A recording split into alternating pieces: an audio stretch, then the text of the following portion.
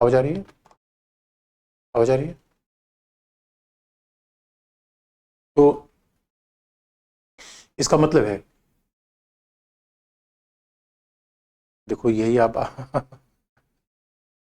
आपको, तो इसका मतलब है कि हमारे यहाँ आर्टिकल, कॉन्स्टिट्यूशन के आर्टिकल में पहली ये बात दिया गया है कि हु कैन बी अपॉइंटेड जज of supreme court under article 1 to 4। तो स्वाभाविक तौर पर आर्टिकल 1 to 4 में जज के अपॉइंटमेंट की बात है, तो इसमें आपको बता रहे कौन जज बन सकता है। पहला, सुप्रीम कोर्ट का, हाई कोर्ट का। तो अब देखो लिखा क्या गया है, इस बात को मैं सिंप्लीफाई कर दूं। अब 1 to 4 को देखोगे तो आपको प्रॉब्लम आएगी, बट ऐसे सिंपल कर दें और हाई कोर्ट से कंपेयर कर दें। Who can be appointed as a जज of supreme court.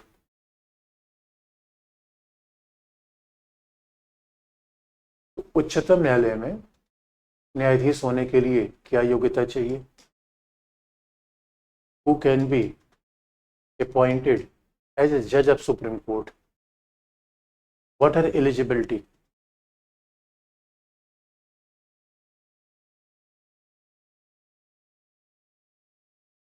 Who can be appointed a judge of Supreme Court or what is eligibility to be appointed judge of Supreme Court? तो पहला, भारत का नागरिक होना चाहिए। He or she must be citizen of India। दूसरा,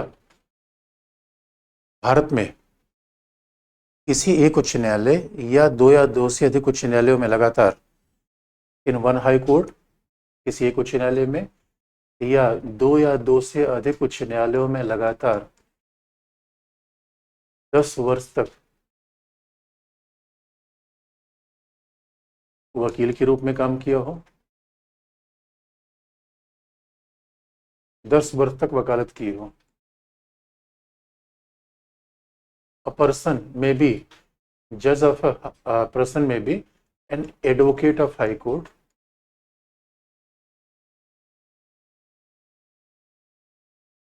one high court or more than two high court for succession in 10 years।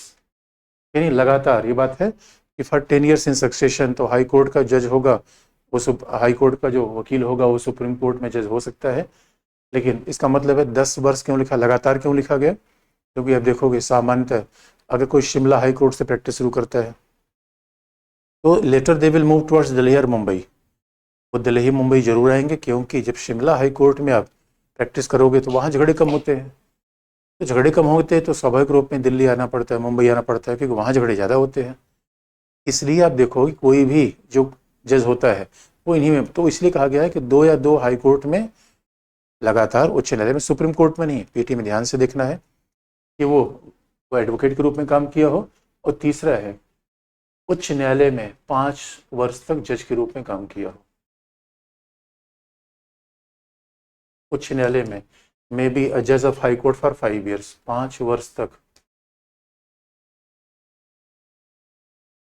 न्यायाधीश के रूप में काम किया हो। अ जज of high court for 5 years, 5 वर्ष तक वो जज के रूप में काम किया हो। जज of high court for 5 years in succession. तो मान लो कि एक उच्च न्यायालय में हो या दो से अधिक उच्च न्यायालय में 5 साल होना चाहिए, इसका मतलब है। और लास्ट में है, भारत के राष्ट्रपति की दृष्टि में प्रसिद्ध विधि विशेषज्ञ होना चाहिए। भारत के राष्ट्रपति की दृष्टि में प्रसिद्ध, डिस्टिंग्विश्ड यूरिस्ट, भारत के राष्ट्रपति की दृष्टि में प्रसिद्ध विशेषज्ञ होना चाहिए, डिस्टिंग्विश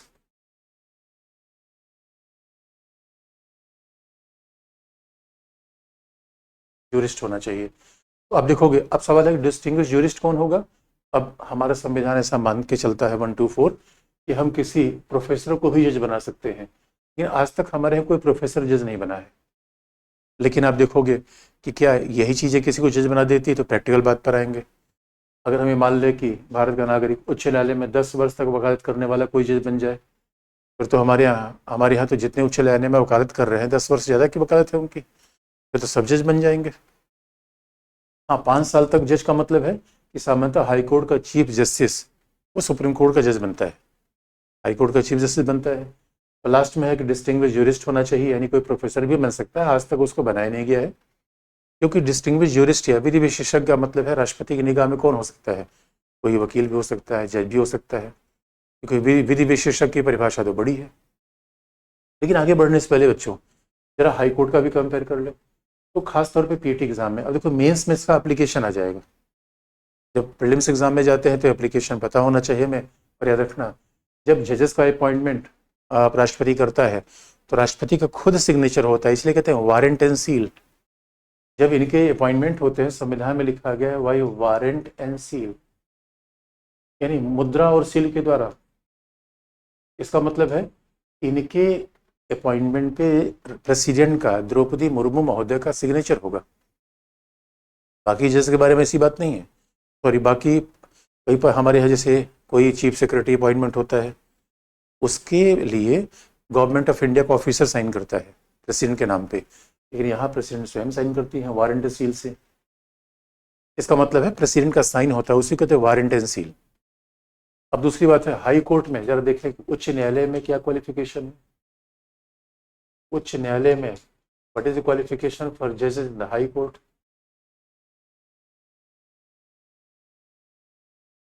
हाई कोर्ट में क्या क्वालिफिकेशन जरूरत है, पहला वह नागरिक होना चाहिए, ईयर सी में भी, तो ये बात पहली बात है लिखी हुई। दूसरा, भारत के राज्य क्षेत्र में 10 वर्ष तक कोई न्यायिक पद धारण किया हो। भारत के राज्य क्षेत्र में in the territory of India 10 वर्ष तक कोई न्यायिक पद धारण किया हो।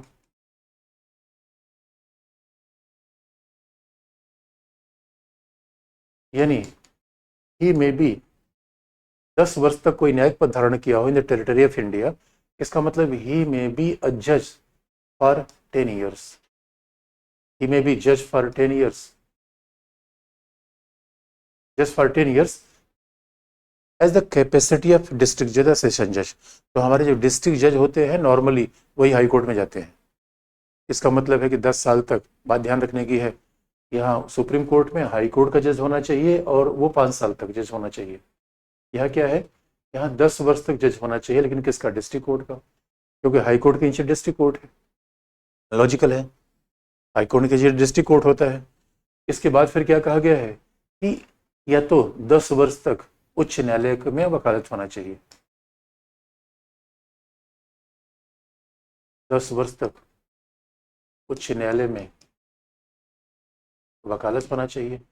May be advocate for 10 years in high court. 10 वर्ष तक उच्च न्यायालय में वकालत होना चाहिए, यानी वकील के रूप में कार्य किया हो। Maybe 10 years as an advocate, एक उच्च न्यायालय में या एक से अधिक उच्च न्यायालय में लगातार 10 वर्ष तक अगर वो एडवोकेट के रूप में काम किया हो तो he is eligible, she is eligible for appointing a जज ऑफ अ हाई कोर्ट। अब यहाँ पे तीसरी बात नहीं है, विधि विशेषज्ञ की बात यहाँ नहीं की, हाई कोर्ट के लिए इतना है, सुप्रीम कोर्ट के लिए एक एडिशनल पॉइंट है विधि विशेषज्ञ। तो बच्चों कंपेरिजन करके पढ़ने से क्या होता है कि गलती के चांसेस कम होते हैं। लेकिन आपका इसका जरा एनालिसिस करें बच्चों, इतनी बात अगर इतनी ही क्वालिफिकेशन होती तो बात ऐसा नहीं है। इसका मतलब है कि जो हाई कोर्ट का चीफ जस्टिस हो जाएगा वो सुप्रीम कोर्ट में अपॉइंटमेंट हो सकता है, और जो डिस्ट्रिक्ट कोर्ट का सेशन जज होगा वो हाई कोर्ट में चलाएगा। सवाल है कि इतना ही क्राइटेरिया है, नहीं, समथिंग इज हिडन। कई क्राइटेरिया ऐसा है जो हिडन होता है, क्योंकि हमारे यहाँ अगर 10 वर्ष कोई वकील हो जाए तो भाई जो भी एडवोकेसी करेगा कोर्ट में वो तो 10 साल बाद छोड़ के आएगा थोड़े, फिर तो हमारे 90% पीपल आर एलिजिबल फॉर जजेस। अब वास्तविकता के मैं देखा, व्यवहारिक देखें, अब तो संविधान की बात हो गई, अब हम जरा व्यवहारिक देखें और फिर जजेस के प्रकार भी देख लें। अब जरा दोस्तों देखो व्यवहारिक रूप में हम देखें इस बात को, न्यायाधीशों की नियुक्ति के व्यवहार क्या है, प्रैक्टिकल क्या है, नियुक्ति व्यवहारिक रूप में कैसे होती है, प्रैक्टिकल रूप में कैसे होती है। What is the practical part of appointment of जजेस। तो बच्चों प्रैक्टिकल पार्ट ये है कि अभी हमारे यहाँ जस्टिस चंद्रचूड़ महोदय थे, तो उन्होंने कहा कि देखो हम जज के अपॉइंटमेंट में क्या बात ध्यान रखते हैं, वही भी याद रखना, सुप्रीम कोर्ट का जज सुप्रीम कोर्ट का जज अपना पद धारण करता है टिल 65 ईयर्स और हाई कोर्ट का जज अपना पद धारण करता है till 62 years. They can held their office. 62 साल है, 65 साल है, यानी हाई कोर्ट और सुप्रीम कोर्ट के जजेस के रिटायरमेंट के टाइम लिखे गए हैं, अपॉइंटमेंट के नहीं। क्या आप सवाल है कि क्या कोई हाई कोर्ट का जज 25 साल में हाई कोर्ट का जज बन जाएगा? उत्तर नहीं। तो 25 साल में तो LLB करने में, अब वैसे भी नॉर्मली आप देखो एक व्यक्ति लॉ करने में कम से कम उसको ग्रेजुएशन करेगा, लॉ करेगा, तो मान लो कि अगर 5 ईयर्स लॉ कर ले तो कम से कम 20-21 साल तो लॉ करने में लगेगा, उसके बाद 10 साल वकालत करेगा, 30 साल। तो 35 ईयर्स के पहले तो हमारे कोई जज वैसे ही नहीं बन सकता। लेकिन आप ये भी देख लो कि क्या हमारे यहाँ का क्या कोई 35 ईयर्स में जज बन जाता है? उत्तर है नहीं। क्यों ऐसा होता है? क्योंकि अब प्रैक्टिस को देखना पड़ेगा। इसलिए संविधान की बात वहाँ तक काम आती है जो लिखी गई है। तो व्यवहारिक मामला ये है कि हमारे यहाँ जज बनाने में क्या ध्यान रखा जाता है? पहला, नॉर्मली सुप्रीम कोर्ट में खास तौर पे एज क्या रखी जाती? एज नॉर्मली 55 ईयर्स के पहले कोई जज बनता नहीं। ये हिडन रूल है। अभी तक जो जज बनते हैं सुप्रीम कोर्ट में, they are normally holding the age of 55। क्योंकि दोस्तों हमारे यहाँ देखो अमेरिका में क्या होता है, 30 साल की 35 साल की उम्र में जज बन जाते हैं। हमारे ऐसा नहीं किया गया है। अब मान लो 30-35 साल में किसी को जज बना दिया तो चीफ जस्टिस हो जाएगा 10 साल तक। तो 10 साल तक कोई चीफ जस्टिस रहे तो पता चला उलट पुलट दे, ऐसे निर्णय दे कि फिर प्रॉब्लम हो जाए। इसलिए हमारे संविधान में बात थोड़ा प्रैग्मेटिक तरीका अपने। यहाँ बाकी क्राइटेरिया क्या है? बाकी क्राइटेरिया क्या है दोस्तों? पहला तो मेरिट होनी चाहिए, यानी स्वाभाविक रूप में विशेषज्ञता होनी चाहिए, यानी उसमें कुशलता होनी चाहिए। Merit is an issue. और मेरिट कैसे तय होगा? आप कहो सर संविधान में तो मेरिट कहीं दिया ही नहीं गया। हाँ, संविधान में तो नहीं दिया गया है। व्यवहार में कैसे होता है? क्योंकि विशेषज्ञ होना चाहिए। कैसे? उसने कितने निर्णय दिए हैं, कितने उसने डिसीजन दिए हैं, इस आधार पर दिखेगा। क्योंकि सुप्रीम कोर्ट में ये सारे मामले आते रहते हैं। और वकील है तो उसने प्रैक्टिस कैसे किया है, वकील है तो उसने उसके बहस कैसी रही है। वकील जो कोर्ट में कोई बहस करता है तो उसके आर्गूमेंट कैसे रहे हैं, बहस के आर्गूमेंट कैसे रहे हैं, इस बेस पे भी किसी वकील ने कौन सा केस जीता, कौन सा केस नहीं जीता। अभी आपने देखा होगा Fali Nariman, he was a legal star of India. वो उनके इतने अच्छे बहस होते थे कि उनको तो ऑफर दिया गया जज अब बन जाइए। हरीश साल्वे कहा गया जज बन जाइए, नहीं बन रहे हैं। तो उसमें खास बात है सर, जरा सोच के देखो। अभी कई बच्चे तो कहते हैं सर जज की बात क्या है, अगर वो हमें तो हाई कोर्ट सुप्रीम कोर्ट में रजिस्ट्रार बनना हो तो भी हम बन जाए, तो जज नहीं बन रहे। इसका खास बात है बच्चों, इसलिए खूब पढ़ना चाहिए, खूब मेहनत करना चाहिए। कोई पद आपसे दूर नहीं हो सकता। तो विशेषज्ञ होना चाहिए पहली बात।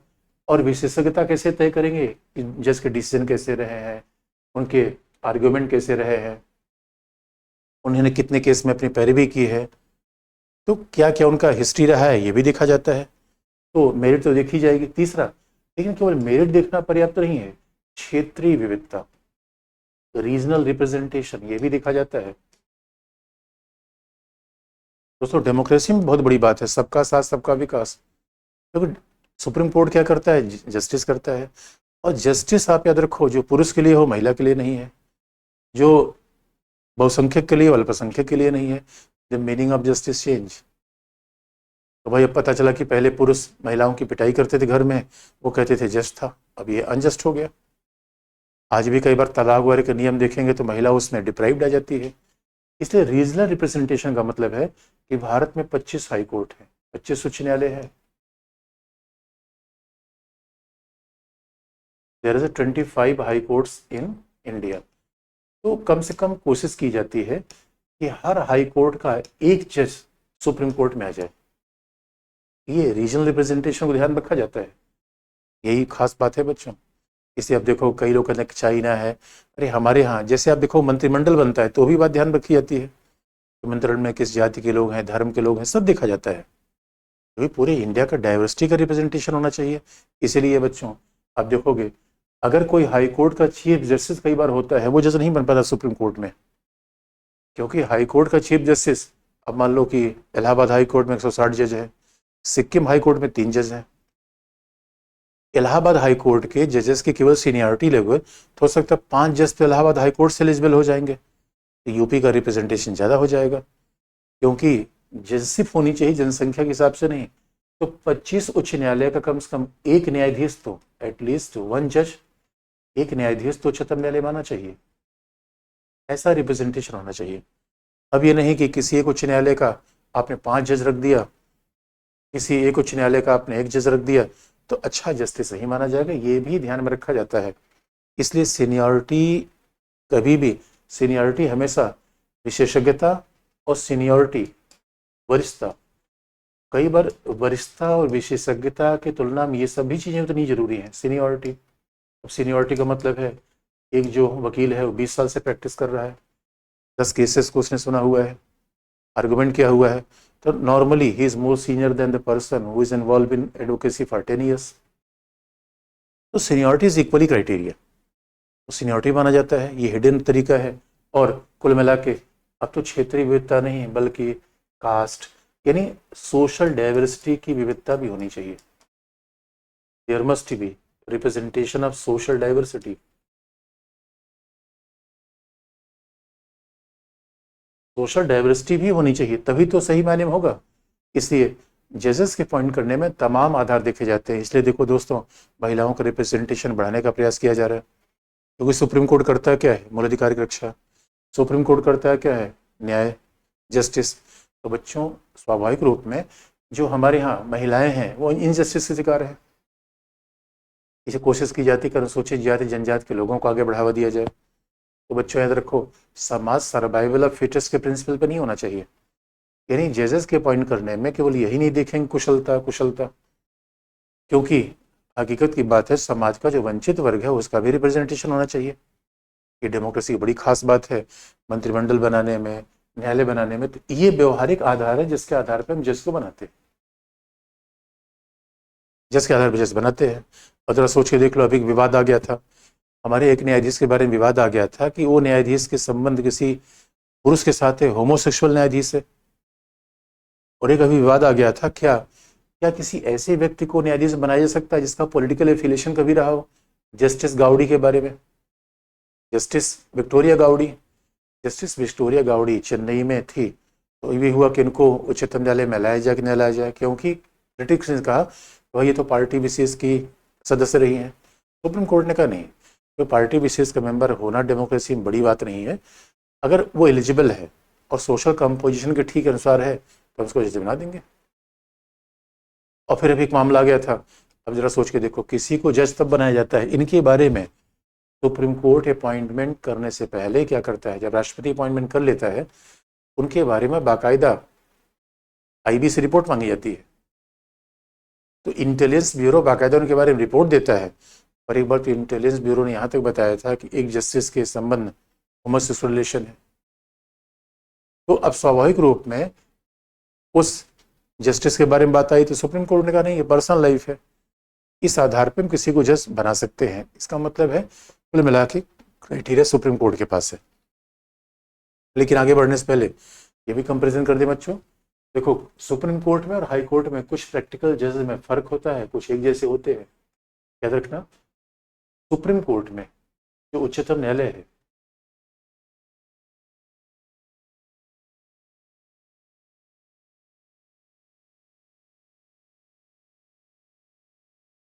जो उच्चतम न्यायालय है उसमें जो जज होता है वो होता है तदर्थ न्यायाधीश, एडहॉक जज।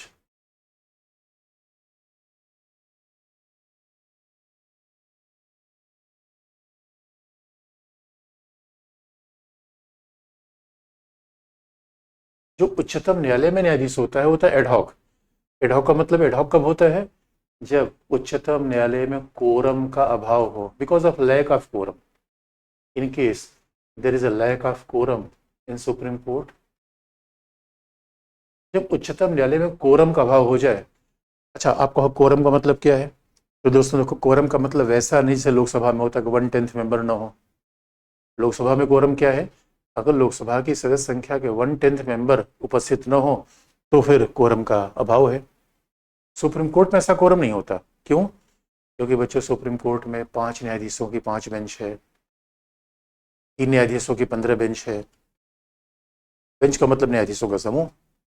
2 न्यायाधीशों की 20 बेंच है। इसलिए अगर एक न्यायाधीश एब्सेंट हो गया तो समझ लो 5 बेंच में काम प्रभावित हो गया। इसी सुप्रीम कोर्ट का कोरम अलग होता है, वो संख्या नहीं कि 1/10 या 1/3 इस तरीके का। मान लो कभी जज कोई बीमार हो गया, कभी कोई जज छुट्टी पे चला गया, तो 5-5 जजेस के 5-5 बेंच काम प्रभावित होते हैं। इसीलिए ये बात कही गई कि कोरम का भाव, कोरम के यहाँ कोई संख्या नहीं है।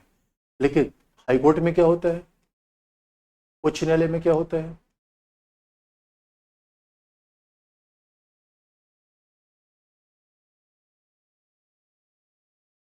उच्च न्यायालय में स्वाभाविक रूप में कैसे जजेस अपॉइंट होते हैं, तो उच्च न्यायालय के जज होते हैं उस तरीके से अपॉइंटमेंट होते हैं कि कोरम की बात नहीं आती, बल्कि उसमें क्या होता है, जब कार्य अधिक हो, जब उच्च न्यायालय के सामने कार्य की अधिकता हो।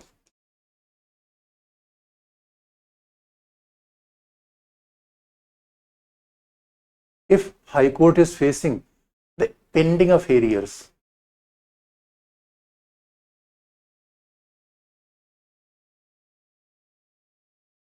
अगर उच्च न्यायालय के सामने कार्य की अधिकता हो तो स्वाभाविक रूप में, अगर काम ज़्यादा पड़ा हो तो स्वाभाविक रूप में ये काम बहुत ज़्यादा हो जाए, तब वहाँ पे कौन सा जज होगा, वहाँ पे जज होता है एडिशनल जज, अतिरिक्त न्यायाधीश। तब वहाँ पे अपॉइंट होता है अतिरिक्त न्यायाधीश, एडिशनल जज।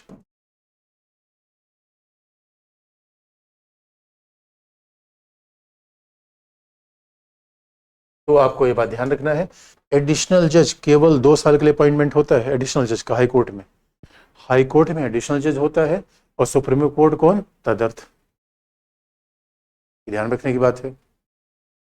और तदर्थ का मतलब होता है उसका कोई टाइम पीरियड नहीं है, वो कब होगा, जो कोरम नहीं होगा। और एडिशनल कौन होगा, उसका टाइम पीरियड है 2 साल तक। लेकिन आप याद रखना बच्चों, 2 साल के बाद उसे परमानेंट बना दिया जाता है।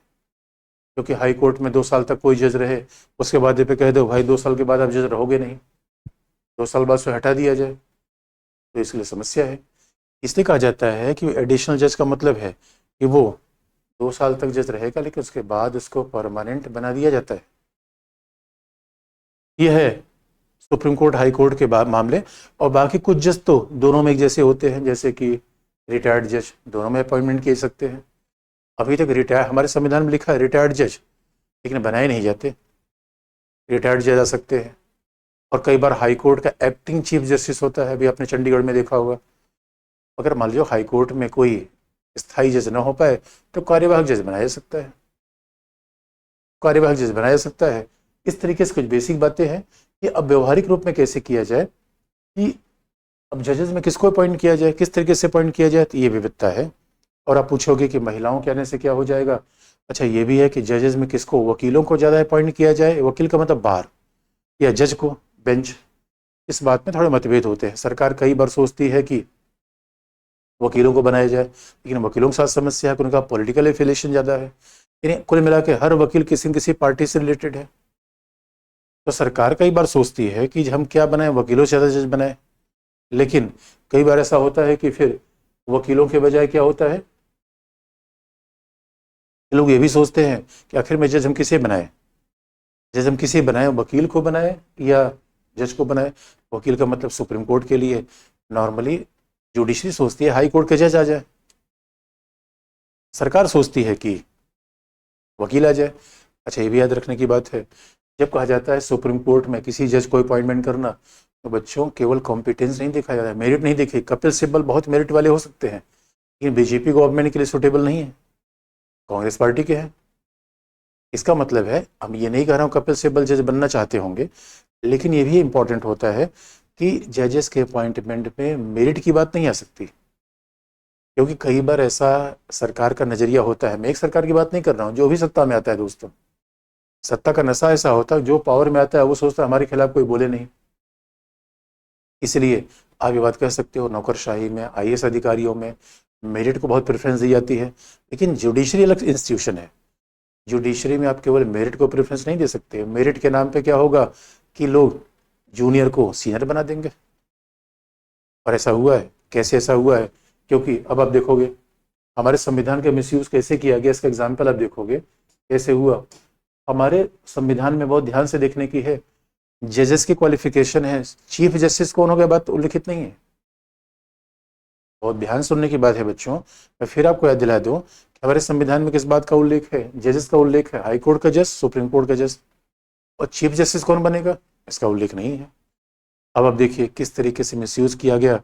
और इंदिरा गांधी ने 73 में ए एन रे को चीफ जस्टिस बना दिया, 3 वरिष्ठ न्यायाधीशों की वरिष्ठता का उल्लंघन करते हुए। और जब उसे पूछा गया कि मैडम आपने ए एन रे को चीफ जस्टिस क्यों बनाया, तो मैडम ने कहा कि क्योंकि ये बड़े विशेषज्ञ हैं। अब जरा सोच के देखिए, ए एन रे की विशेषज्ञता एथिक्स सरकार के साथ वो चलते थे, वो सरकार के साथ चलते थे तो विशेषज्ञ थे। इसलिए बच्चों हम जजेस के अपॉइंटमेंट में ये बात ध्यान में रखें कि जैसे कहा जज का मतलब है सरकार खिलाफ ही बोलता है, और जो सरकार खिलाफ बोलता है वो सरकार उसे पसंद नहीं करती। अब सरकार सोचती है कि जज कैसे गए, हाँ जी कहे। अरे भाई संविधान ने उसे ऐसा काम दिया नहीं है। और 73 में पहली बार जब वरिष्ठ, अदरवाइज 73 के पहले ये ट्रेडिशन थी, परंपरा थी कि जो भी सीनियर मोस्ट जज सुप्रीम कोर्ट का होगा they will be appointed as a chief justice of the supreme court. इसके पहले तक यही होता था, जो सुप्रीम कोर्ट का सीनियर मोस्ट जज होगा वो चीफ जस्टिस बन जाएगा, जो हाई कोर्ट का सीनियर मोस्ट जज होगा वो चीफ जस्टिस बन जाएगा। लेकिन इंदिरा गांधी ने कई बार ऐसा गड़बड़ किया, इसलिए कहा जाता है संविधान ने थोड़ा सा लूप होल छोड़ दिया, उसी का लोगों ने मिसयूज कर दिया। इसलिए हमारे कॉन्स्टिट्यूशन इतना बड़ा बनाया गया। इंदिरा गांधी ने काम एक बार नहीं किया, पहली बार जजेस को सुपरसीड किया 1973 में। पहली बार जजेस को सुपरसीड किया 1973 में। दूसरी बार फिर जजेस को सुपरसीड किया था 1976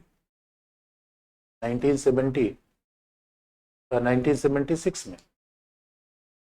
तो यहाँ पे क्या था, यहाँ पे तो जस्टिस ए एन रे बना दिया था, यहाँ 76 में जस्टिस हमीदुल्ला बेग को चीफ जस्टिस बना दिया गया। और H R Khanna senior most थे, लेकिन एच आर खन्ना क्यों नहीं बनाया गया? क्योंकि ADM Jabalpur versus Shivkant Shukla case, आपको याद होगा आपातकाल में ADM Jabalpur versus Shivkant Shukla case में उन्होंने डिसीजन किसके खिलाफ दिया था? सरकार खिलाफ दिया था। और जरा सोच के देखो दोस्तों, इसलिए इंदिरा गांधी सरकार ने ये कहा था, ये आईएएस में पूछा गया सवाल है, इंदिरा गांधी सरकार ने कहा था, बड़ा इंटरेस्टिंग पार्ट ये बन जाता है।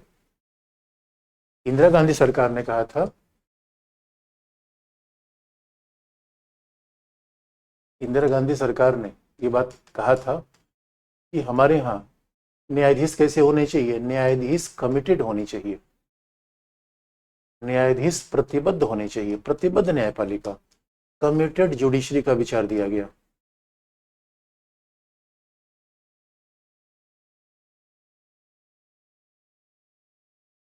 ये प्रतिबद्ध न्यायपालिका की बात की, कमिटेड जुडिशरी।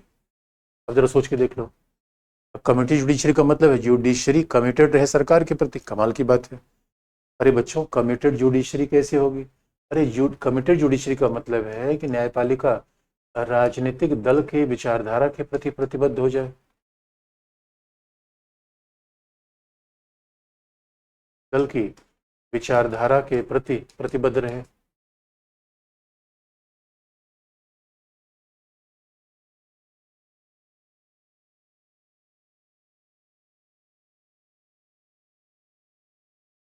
यानी राजनीतिक दल की विचारधारा के प्रति प्रतिबद्ध रहे। अब सवाल है, कमाल की बात है यार, जुडिशरी संविधान के प्रति प्रतिबद्ध होगी, और यही बात सिविल सेवकों से कही गई। इंदिरा गांधी ने कहा ये सिविल सेवक हैं, सब केवल भ्रष्टाचार कर रहे हैं, ये सामाजिक न्याय नहीं कर रहे हैं। इसका मतलब है सिविल सेवक भी पार्टी के लाइन पे चले। तो भाई अगर राजनीतिक दल के प्रति प्रतिबद्ध हो जाएंगे तो सवाल है कि अब सुप्रीम कोर्ट के जजेस किस पार्टी के प्रति प्रतिबद्ध हो जाए? पार्टी हमारे देश में 24 है। ये इसीलिए कहा जाता है सुप्रीम कोर्ट के जज प्रतिबद्ध होने चाहिए संविधान के प्रति। ये न्यायपालिका की स्वतंत्रता के खिलाफ है। आगे हम देखेंगे, हमारे संविधान निर्माता मानते थे कि हमारे सुप्रीम कोर्ट के जज किसी पार्टी के प्रति नहीं, नेता के प्रति नहीं, संविधान के प्रति प्रतिबद्ध होने चाहिए। They must be committed toward the constitution, they must be committed toward the rule of law, rather than a member of politician, rather than a member of political party। अब पॉलिटिकल पार्टी के प्रति वो प्रतिबद्ध कैसे हो जाएंगे? कमाल की बात हो गई यार। इंदिरा गांधी ने प्रतिबद्ध न्यायपालिका की बात भी कर दी थी, जो चाइना में होती है। चाइना में क्या है, जो सरकार कहेगी न्यायपालिका के हाँ जी हाँ जी हाँ जी, और इंदिरा गांधी ने कहा हाँ जी कहना है तो रहना है, ना जी कहना है तो बाहर जाना है। तो यहाँ पे मतभेद आया था इसलिए, और उन्होंने कह दिया था नौकरशाही प्रतिबद्ध होनी चाहिए, यानी जो ब्यूरोक्रेसी है वो भी प्रतिबद्ध होनी चाहिए, यानी जो सिविल सेवक है वो भी सरकार की बात माने। अब सवाल है, अब सिविल सेवक सरकार की बात मानेगा तो किस सरकार की बात माने भाई? इस प्रतिबद्ध नौकरशाही यानी कमिटेड ब्यूरोक्रेसी। अब सवाल है, सरकार पार्टी तो बदल सकती है। अब केरल में अलग दल की सरकार है, दिल्ली में अलग दल की सरकार है, तो भाई जो सिविल सेवक है वो तो तटस्थ होने की उम्मीद है, निष्पक्ष होने को, उससे क्या मतलब, वो जनता की सेवा करने के लिए है। अब आप सोचोगे नहीं वो पार्टी कार्यकर्ता बन जाए, नहीं, जजेस को, सिविल सेवक को पार्टी कार्यकर्ता बनाने की कोशिश न की जाए, लेकिन हमारे यहाँ ऐसा किया गया है। इसलिए बच्चों आप देखोगे संविधान निर्माताओं ने बाकायदा इसका प्रावधान रखा कि जजेस को कैसे इन्फ्लुएंस न किया जा पाए, उसके बड़े सारे प्रावधान रखे हैं। लेकिन अब हम जरा देखें, उसके आगे बढ़ें कि जजेस का कैसे अपॉइंटमेंट होता है, व्यवहारिक तरीके अलग है। और जब मेंस एग्जाम में पूछा गया है कि महिलाओं के अपॉइंटमेंट से क्या फर्क आएगा, तो स्वाभाविक रूप में अब उच्चतम न्यायालय जो काम करता है सब में महिलाओं का प्रभाव दिखेगा। उच्चतम न्यायालय मौलिक अधिकारों की रक्षा करता है तो उसमें महिलाओं का प्रभाव दिखेगा। संविधान की रक्षा करता है उसमें महिलाओं का प्रभाव दिखेगा। उच्चतम न्यायालय स्वाभाविक रूप में जनहित याचिका लेता है, महिलाओं के ऊपर ज़्यादा सेंसिटिव होगा। इसलिए अभी आप देखोगे गुजरात में बिल्किस बानो वाला मामला था, जहाँ पे गुजरात सरकार ने उसको क्षमादान दे दिया था। गुजरात सरकार ने क्षमादान दे दिया, न्यायपालिका ने इस बात को नहीं माना। उसमें एक जज महिला थी और बिल्किस बानो बलात्कार की शिकार थी, तो जस्टिस नागरथना महिला जज थी, और वो तो आने वाले समय में चीफ जस्टिस भी होंगी। और आप देखोगे दोस्तों, अगर महिला कोई जज होती है, या आइडियोलॉजिकल चेंज होता है। बड़ा इंटरेस्टिंग पार्ट है कि द्रौपदी मुर्मू महोदय महिला हैं, तो आप समझ लो हर महिलाओं को ये संदेश मिलता है कि उनका काम केवल घर में चूल्हा चौका बनाना नहीं है, चुन्नू मुन्नू को देखभाल करना ये केवल महिलाओं का काम नहीं है। हमारे समाज ने उन्हें यही काम दिया है कि चौका बर्तन करना, चुन्नू मुन्नू खिलाते रहना। अरे मेरे बच्चों, इसलिए महिलाओं को ऐसे पदों पर जाने में बड़ी ज़रूरत है। अभी आपने देखा होगा जज सुप्रीम कोर्ट लगातार कह रहा है कि महिलाओं का कमीशन कोस्टल गार्ड में, आर्म फोर्स के कोस्टल गार्ड में होना चाहिए। ये तभी तो कहेगा जब महिला होगी। इसलिए सेक्सुअल वायलेंस के प्रति, रेप के प्रति सुप्रीम कोर्ट का अप्रोच ज़्यादा सेंसिटिव होगा, क्योंकि हमारे यहाँ यही तो समस्याएं वर्तमान समाज की हैं। इसलिए कहा जाता है कि सोशल कंपोजिशन इज वाइटल। हम न्यायपालिका को अच्छा बनाना चाहते हैं तो सोशल कंपोजिशन अच्छा होना चाहिए। अब जरा बच्चों अब आगे चलो, आखिर में अपॉइंटमेंट के लिए क्वालिफिकेशन ये है, कौन कौन अपॉइंटमेंट होगा, ये सब होगा। तो अब जरा हम आगे चल के देखें कि आखिर में ये विवाद क्यों रहता है और अपॉइंटमेंट का झगड़ा हुआ कहाँ से। तो हम देखें कोलेजियम, अगर कोलेजियम को देखें कि संविधान में नियुक्ति का तरीका है क्या।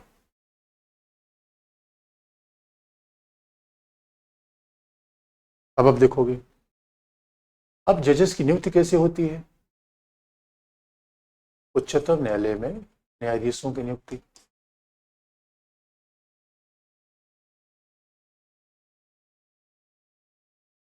और हमारे अपॉइंटमेंट ऑफ जजेस। और सच मानो बोलो दोस्तों,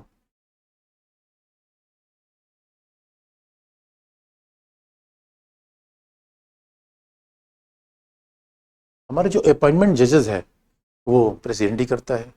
और हाई कोर्ट और सुप्रीम कोर्ट के अपॉइंटमेंट एक ही तरीका, आर्टिकल अलग है, एक में 124 है, दूसरे में 217 है।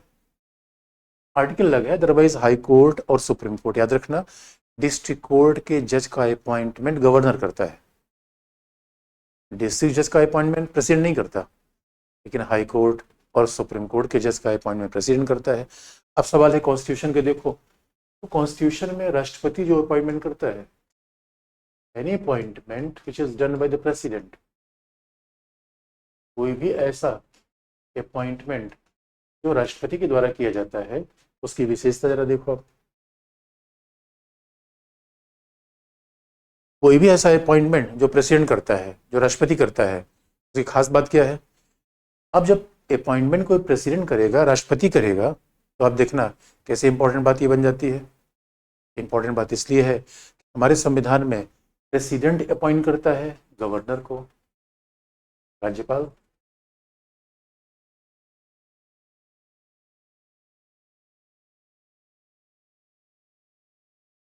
हमारे यहाँ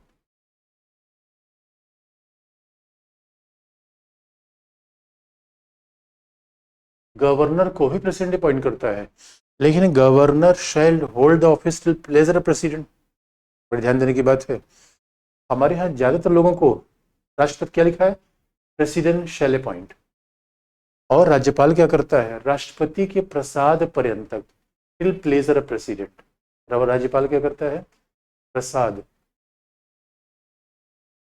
पर्यंत तक अपना पद धारण करता है, यानी governor hold the office till pleasure of the president.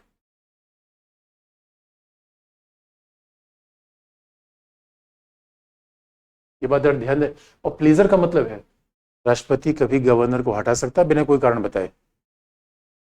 आप याद रखो बच्चों, पहले घर में पूजा वूजा होता था तो प्रसाद मिलता था, प्रसाद देने वाले की मर्जी पे होता है।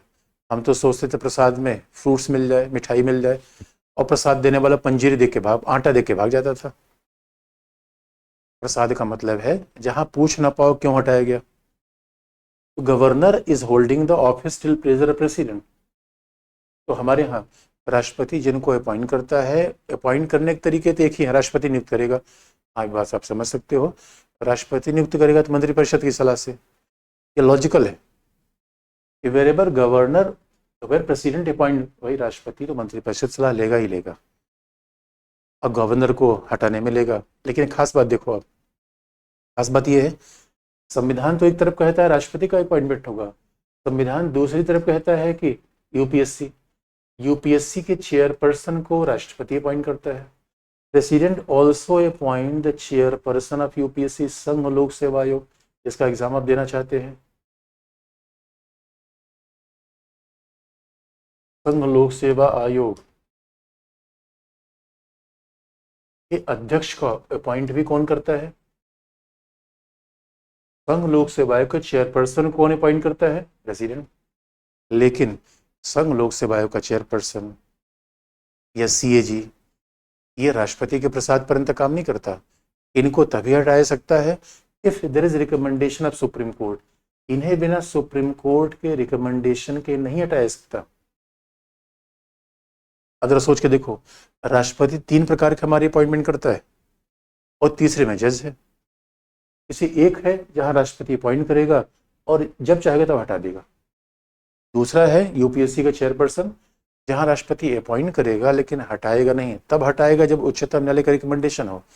यानी यूपीएससी के चेयरपर्सन, यूपीएससी के member, they are not holding office till the pleasure of president. क्यों? आप कहोगे सर ये बताओ, अपॉइंटमेंट में तरीका एक है, हटाने में तरीका अलग अलग क्यों है? क्योंकि ये ऑटोनॉमस ऑफिसेस हैं। और तीसरी, ऑटोनॉमस का मतलब है ये अब संघ के दबाव में नहीं आएंगे। कल के लिए मंत्री साहब कहेंगे कि भैया आईएएस एक हमारे भी बच्चों को बना दो, इंटरव्यू में थोड़ा ज़्यादा नंबर दे दो, ऐसा नहीं हो सकता।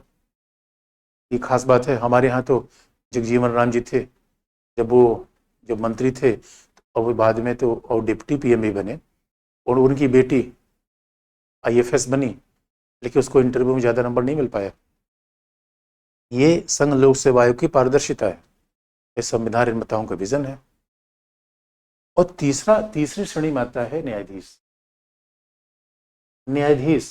प्रेसिडेंट, अब सवाल है राष्ट्रपति भी न्यायाधीश को अपॉइंट करता है, चाहे वो उच्चतम न्यायालय को हो, चाहे वो हाई कोर्ट के हो। प्रेसिडेंट शैल अपॉइंट द जजेस of supreme court and high court. यहां पे भी न्यायाधीश अपॉइंट करेगा, राष्ट्रपति अपॉइंट करेगा सुप्रीम कोर्ट और हाई कोर्ट के जजेस को। लेकिन सुप्रीम कोर्ट, हाई कोर्ट के जज दोस्तों, यूपीएससी से तो ये उम्मीद है, अच्छा जगजीवन राम की बेटी मीरा कुमार थी, जो बाद में लोकसभा के अध्यक्ष बनी, सांसद भी बनी। और इसका मतलब 3 तरह के, एक अपॉइंटमेंट है जहां प्रेसिडेंट अपॉइंटमेंट करेगा लेकिन राज्यपाल प्रसाद पर्यंत काम करेगा। दूसरा अपॉइंटमेंट है जहां संघ लोक सेवा आयोग का अध्यक्ष होगा, लेकिन उसको हटाया कैसे जाएगा, because of the recommendation of supreme court, उच्चतम न्यायालय के रिकमेंडेशन हटाया जाएगा। तीसरा मामला है जिसमें सुप्रीम कोर्ट के जजेस हैं, सीएजी है, इसमें सीएजी है, इसमें नियंत्रक और महालेखा परीक्षक। सीएजी का मतलब है नियंत्रक एवं महालेखा परीक्षक। और तीसरा है सीईसी, मुख्य निर्वाचन आयुक्त, चीफ इलेक्शन कमिश्नर, मुख्य निर्वाचन आयुक्त। इन तीनों को नियुक्त करेगा राष्ट्रपति। लेकिन आप देख लेना, सबसे ज्यादा मामला दिया गया जजेस पे। देखिए, तीनों इंस्टीट्यूशन ऐसे हैं जो सरकार के अंतर्गत नहीं काम करते। ऐसा नहीं सरकार खिलाफत करते हैं, लेकिन जजेस का दोस्तों, जजेस का काम ही ऐसा, सबसे बुरा काम होता है जज का। तो याद रखना, अंपायर जो होता है वो उंगली उठा देता है। कई बार अंपायर की उंगली उठाने से बैट्समैन नाराज हो जाते हैं, बैट्समैन अपना बैट पटक पटक देंगे, बैट कई बार फेंक देते हैं।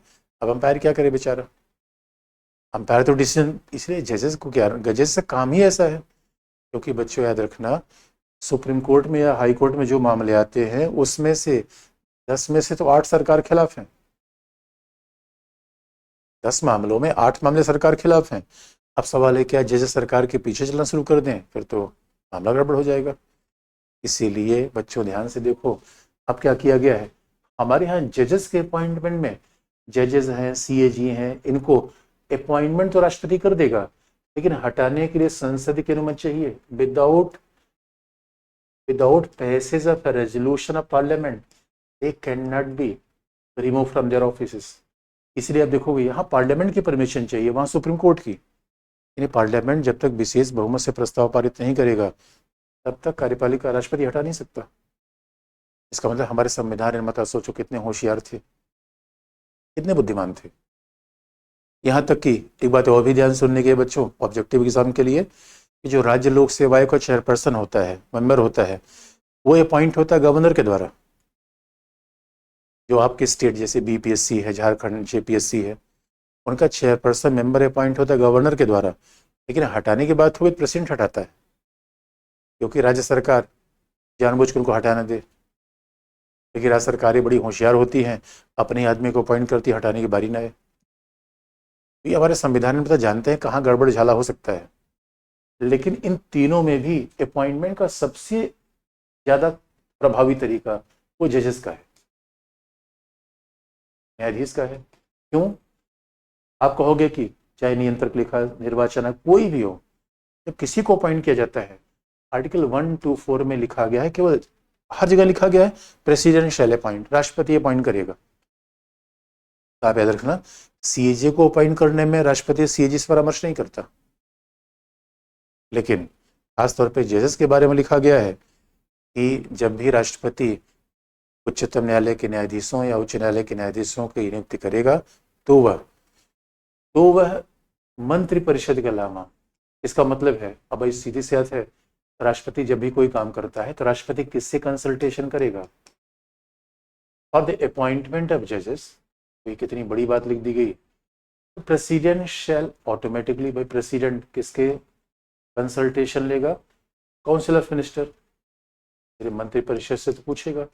एंड यहाँ मंत्रिपरिषद का मतलब विधि मंत्रालय, सुप्रीम कोर्ट विधि मंत्रालय के क्षेत्राधिकार में आता है सुप्रीम कोर्ट। इसका मतलब है कि जजेस को अपॉइंट करने के लिए पहला प्रेसिडेंट किससे कंसल्ट करेगा? मंत्रिपरिषद से। पहला कंसल्ट करेगा मंत्रिपरिषद से, लेकिन दूसरा कंसल्ट करेगा उन न्यायाधीशों से, उच्चतम न्यायालय और उच्च न्यायालय के उन न्यायाधीशों से जिसे वो आवश्यक समझे।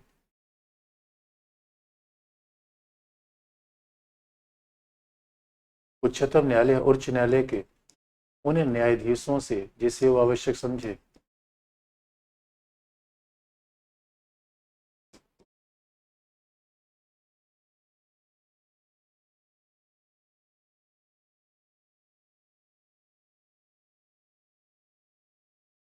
यानी इवन ही विल कंसल्ट, ही का मतलब ही और सी, यानी प्रेसिडेंट शैल कंसल्ट जजेस, दो जजेस of supreme court and high court, which he or she which he or she deems fit.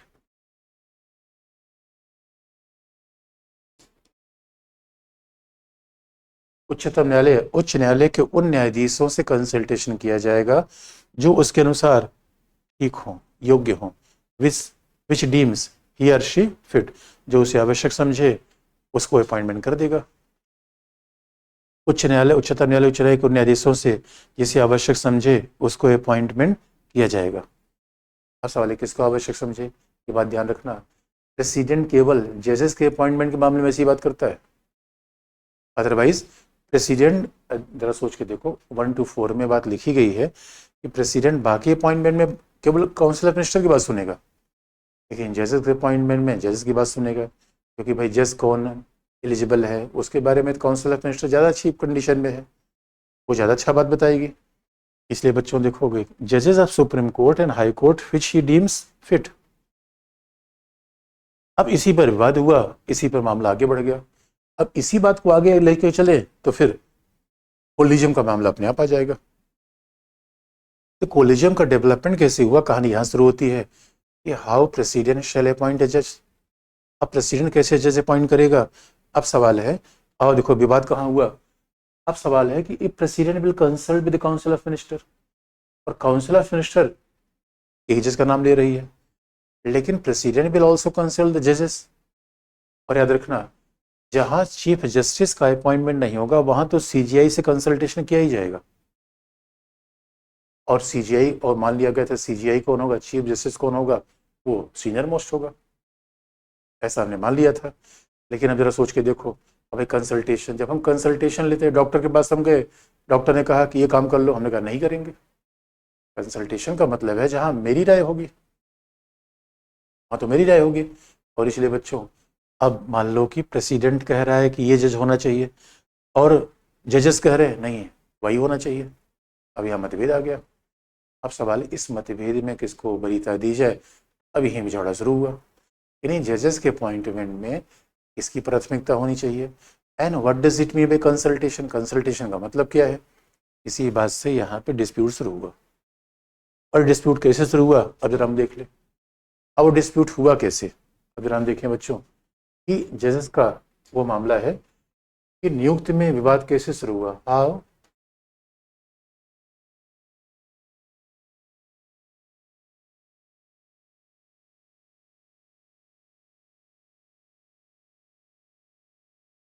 dispute कैसे शुरू हुआ, what is dispute related to appointment of judges।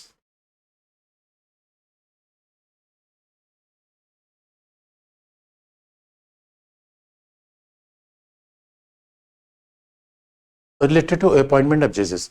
अब यहाँ देखोगे न्यायालय के निर्णय बदलते चले गए। कैसे, 1982 में एसपी गुप्ता केस, और दोस्तों 1982 बड़ा एक इंटरेस्टिंग बात, इसी के इर्द गिर्द भारत में टेलीविज़न का रंगीन टेलीविज़न आ रहा था। रीता फारिया मिस वर्ल्ड हुई, भारत की पहली महिला थी। और 82 में अमिताभ बच्चन की मर्द मूवी आई थी, तो it was a very happening year. तो 82 में बड़ी सारी बातें हो रही थी। एसपी गुप्ता केस मामला था जजेस के ट्रांसफर से रिलेटेड। एसपी गुप्ता केस जजेस से ट्रांसफर से रिलेटेड मामला था, इसे जजेस फर्स्ट केस भी कहते हैं।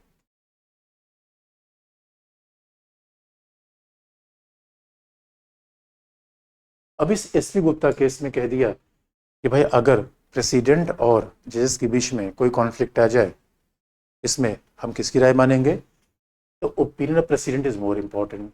राष्ट्रपति का राय ज़्यादा महत्व की है, राष्ट्रपति की प्राथमिकता दी गई। Even in 82 what Supreme Court itself says that in appointment of judges,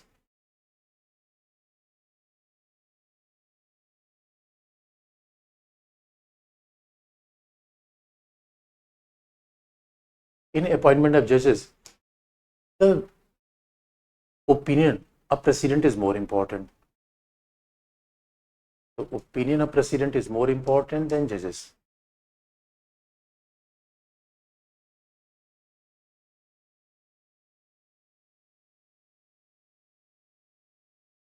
और ये बच्चों की बात क्यों कही गई? आप जानते हो हमारे यहाँ भाई कार्यपालिका को अपॉइंटमेंट की पावर कार्यपालिका के पास है, अपॉइंटमेंट पावर कार्यपालिका के पास है। कंसल्टेशन का मतलब ये है कि जज बाइंडिंग नहीं है। कंसल्टेशन का मतलब है कि ठीक है, जज अगर कोई काउंसिल ऑफ मिनिस्टर से कोई कंसल्टेशन कर रहा है तो वो कंसल्टेशन बाइंडिंग किस्म का नहीं होगा। इसका मतलब इट डिपेंड्स अपॉन जज whether they want to accept the consultation और नॉट। इसलिए ये पहला मामला सेटल हो गया कि कह दिया गया कि भाई देखो, अपॉइंटमेंट में तो president is having more power than जजेस, और ये बात माननी पड़ेगी आपको। और न्यायपालिका ने मान लिया, इस मामला आगे बढ़ गया। लेकिन आप जानते हो विवाद आया। और बच्चों, कभी भी जुडिशरी के डिसीजंस एक जैसे नहीं होते, कारण ये हमारे भी डिसीजन जैसे नहीं होते लाइफ में, क्योंकि 82 ऐसा समय था, इंदिरा गांधी गवर्नमेंट थी, Indira Gandhi was powerful PM. और आप जानते हो जब पावरफुल पीएम होता है तो जुडिशरी भी थोड़ा सा संकोच करती है। अब अगर वही मामला गड़बड़ हो जाए, अब धीरे धीरे मामला चेंज हुआ। और आपको मैं बता दूं 89 के बाद में there was a drastic change India's political system. 89 के बाद कोलिशन गवर्नमेंट आ गई, अल्पमत की सरकारें आ गई, माइनॉरिटी गवर्नमेंट आ गई, एक दल को बहुमत मिल ही नहीं रहा था। और अब देखो 90 के बाद तो क्या हुआ, पॉलिटिक्स में भ्रष्टाचार, करप्शन, इनके बड़े चार्जेस आने लगे। आप समझ लो कि 90s के बाद एक तरीके का सरकार के खिलाफ पूरा एक बड़ा खिलाफ माहौल बन गया करप्शन के। तो आफ्टर 90s क्या हुआ कि देयरफॉर सुप्रीम कोर्ट को पावर दिखाने का मौका मिला, और इसलिए 1993 में सुप्रीम कोर्ट ने एक हिस्टोरिकल जजमेंट दे दिया।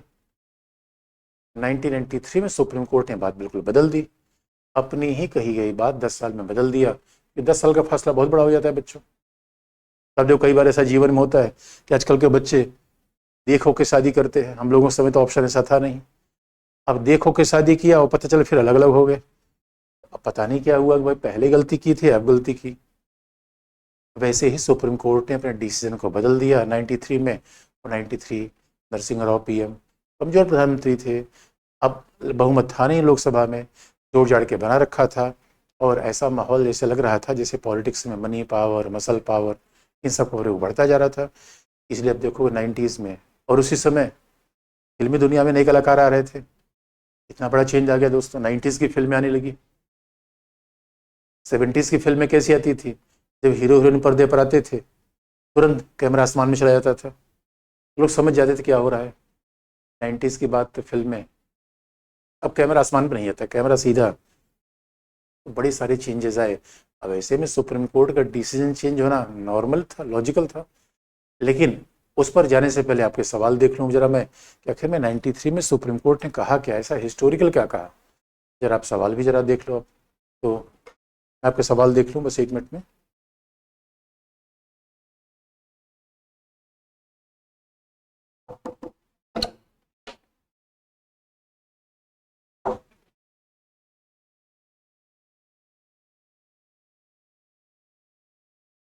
तो बच्चों जरा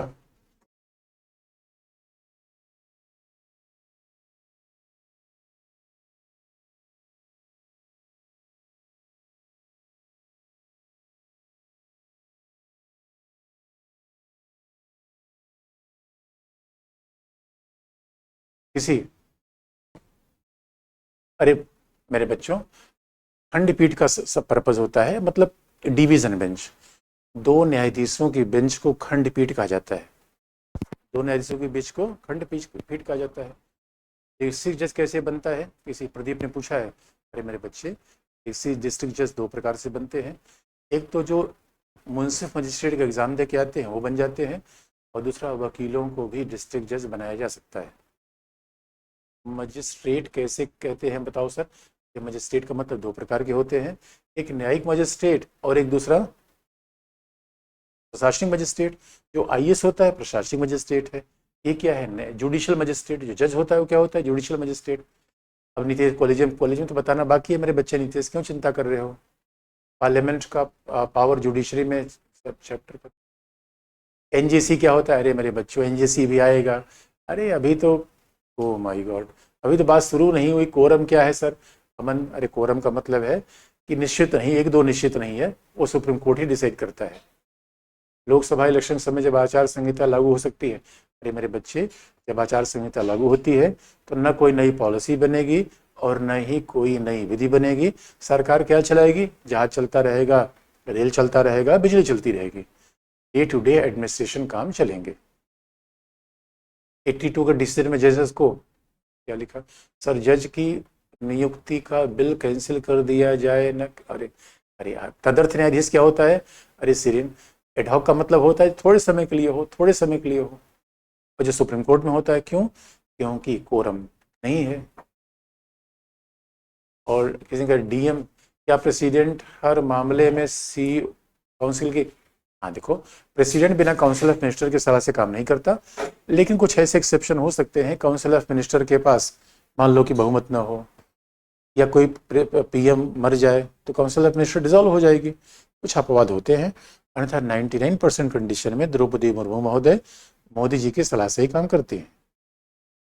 सर, पीटी में संविधान आधारित और व्यवहारिक दोनों प्रश्न पूछे जाएंगे? प्राची ने पूछा है। देखो, पीटी में सामान्यतः प्राची, आईएएस में दोनों सवाल पूछे जा सकते हैं, लेकिन 99% संविधान आधारित पूछा जाता है।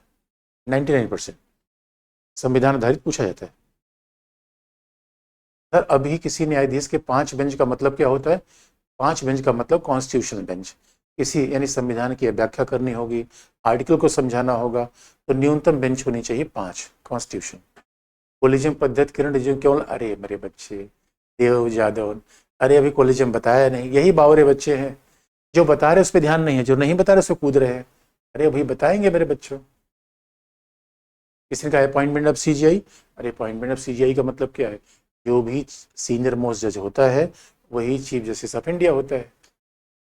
जब स्वतंत्र न्यायपालिका है तो कार्यपालिका के द्वारा जजों की नियुक्ति हस्तक्षेप नहीं है। अरे रितु ने पूछा है। अरे मेरे बच्चे, अब देखो, ऐसा नहीं होता। अरे कार्यपालिका भी तो अरे जो शासन कर रहे हैं उनके ऊपर भी लॉ है, और जजेस भी मानव है और सरकार के लोग भी मानव है। ऐसा मत सोचो कि सरकार में जाने वाले सारे लोग भ्रष्ट हैं, ऐसा नहीं सोचना चाहिए हमें। और जज जितने न्यायाधीश हो गए सारे ईमानदार हैं। तो हमारे सेपरेशन ऑफ पावर है। और हम संविधान की बात देखेंगे, संविधान कहता है अपॉइंटमेंट का पावर कार्यपालिका के पास है, न्यायपालिका काम विवाद को हल करने की शक्ति है। किसी का सुप्रीम कोरम संसद, अरे मेरे बच्चे, ऋतिक ने पूछा है, अरे संसद कोरम कितना है? लोकसभा की कुल सदस्य संख्या का 1/10। सुप्रीम कोर्ट में ऐसा कोई 1/10 और 1/3 नहीं है, क्योंकि वहां पे एक जज अगर अनुपस्थित हो गया, पता नहीं कितने बेंच प्रभावित हो जाती है। लोकसभा इलेक्शन समय जब आचार संहिता लागू हो तब राज्य में नए कार्य की शुरुआत हो सकती है। मेरे बच्चे देखो, राज्य में कार्य की शुरुआत हो सकती है क्योंकि राज्य का चुनाव नहीं हुआ, लोकसभा का चुनाव हो रहा है। लेकिन फिर भी इलेक्शन कमीशन ध्यान रखता है कि राज्य भी नई काम की शुरुआत न करे, जैसे उनको फायदा न मिले तो राज्य को भी रोका जाता है। अंशु, आईटीएम जबलपुर व शिवकांत शुक्ला केस क्या है सर? अरे अंशु मेरे बच्चे, मैंने बताया है आर्टिकल 21 में, आर्टिकल 21 बताया है। अब मेरा बच्चा रिवीजन नहीं कर रहा है लगता है। अब बताओ, ऐसे भूल जाओ तो कैसे काम चलेगा? आगे आगे बढ़ जाइए। सर जी, उच्चतम न्यायालय के निर्णय को सरकार बदल सकती है? हाँ बिल्कुल बदल सकती है, सरकार बदल सकती है, लेकिन आधारभूत ढांचे को नहीं। और आधारभूत ढांचा क्या उच्चतम न्यायालय बताएगा, इस बात पर मारेंगे। उच्चतम न्यायालय उच्च न्यायालय के न्यायाधीशों के निर्णय का निर्धारण किसके द्वारा करना है? ओ अरे सचिन, उच्चतम न्यायालय न्यायाधीशों के निर्णय का निर्धारण? अरे निर्णय के निर्धारण का मतलब क्या है भाई? वो तो खुद ही निर्णय देते हैं। जज की संख्या कम क्यों है देश में? देश ने पूछा। अरे मेरे बच्चों, मेरे देश में अभी गरीबी ज्यादा है, जनसंख्या और जज की संख्या कम नहीं है, जनसंख्या बढ़ाने की रफ्तार ज्यादा है। अरे जज की जनसंख्या बढ़ाओगे, वेतन देना पड़ेगा, पेमेंट देना पड़ेगा, क्या क्या सरकार करे? पहले लोगों को दलिया खिलाए या पहले जज बनाए? 224 में पावर ज्यादा होता हो सकता है स्टेट की? नहीं, अरे ऐसा नहीं है सर। किसी ने आचार, सर जब कोई बात आर्टिकल में कही गई होती है उसे इसका कहते हैं कि कॉन्स्टिट्यूशन में नहीं कही गई, लेकिन आर्टिकल भी तो कॉन्स्टिट्यूशनल होते हैं सर प्लीज। अरे पूजा, अरे सीधी सी बात है। अब तुम्हारा सवाल, एक बात मैं कोशिश करूंगा, जो बच्चे हिंदी में पूछते हैं देवनागरी लिपि में लिखे। जब हिंदी में आप सवाल पूछते हो तो देवनागरी लिपि में टाइप करो, हमें ज़्यादा आसानी होती है। अब आप ऐसे लिख देते हो कि समझ में नहीं आता। सर जी ने बिल कैंसिल कर दिया, पार्लियामेंट ने नियुक्ति का जज का निकाला। अरे विवाद में अंकुश मत फंसो, जो है वो देखो यार, क्या निकाला था, क्या कैंसिल कर दिया, डिस्प्यूट आगे बता देंगे आप। सर जी हाई कोर्ट जज परीक्षा के आधार पर डायरेक्ट नहीं बन सकते, क्या बताएं? नहीं नहीं, हाई कोर्ट जज के लिए कोई परीक्षा नहीं होती मेरे बच्चों। हाई कोर्ट जज के लिए फिलहाल कोई परीक्षा नहीं होती। किसी बच्चे ने पूछा क्षेत्रीय विविधता क्या है, अरे मेरे बच्चे चले जाओ बंगाल में भालोवची, इधर गुजरात में केमछो, उधर तमिलनाडु में किड़पड़ कुड़पड़ी, यही तो क्षेत्रीय विविधता है, भाषा धर्म जाति की। यानी कोस कोस पे बदले पानी, चार कोस पे बानी। सुशीला ने पूछा सीएजी क्या है, भारत का नियंत्रक महालेखा परीक्षक है सुशीला। याद रखो सरकार के द्वारा पैसा जो खर्च होता है उसके पाई पाई के हिसाब सीएजी रखता है। लालू यादव सीएजी की रिपोर्ट में फंस गए, क्योंकि सीएजी ने कहा था जो चारा बिहार में खरीदा गया था वो चारा फर्जी था, पहुंचा नहीं बिहार में। किसी ने पूछा आचार संहिता लागू होने पर जनता पर कोई फर्क पड़ता है? नहीं फर्क पड़ता है भाई सचिन। यूपीएससी के सदस्यों की नियुक्ति कौन करता है? राष्ट्रपति करता है। डायरेक्ट भारती क्या है? ठीक है बच्चों, फिर आज के लिए इतना ही, बाकी कल बताएंगे। आज के लिए इतना, थैंक यू बच्चों।